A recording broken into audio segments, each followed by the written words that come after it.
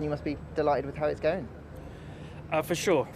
I mean, it's one of the things, in the beginning of the season you always want is good consistency, not to have any crashes, not to make any big mistakes, which I've, touch wood, not done this season. So,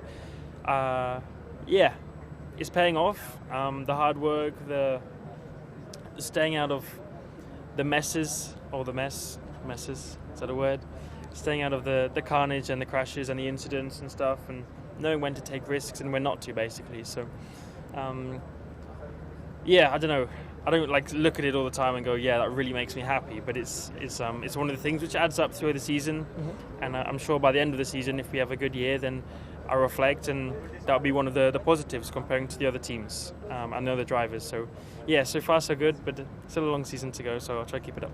Looking at the rest of the season, starting obviously with the French Grand Prix, how do you change your approach at all? So how things are going? Can you afford to maybe try and push things a little bit harder because you've got this really good base, this really solid base to start the season? I don't think there's any need to.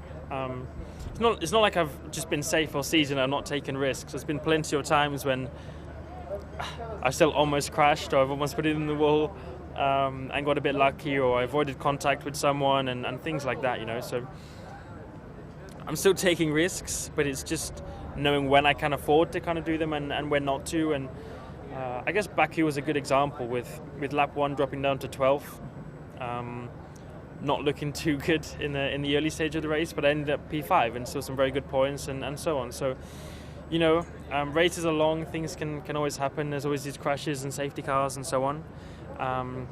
But there's still points in the race, like on the restarts and the red flag at the end when I took risks, and I didn't have to. I could have just settled for P5, but I still had to go on Charles on the last lap, which almost ended up in a crash.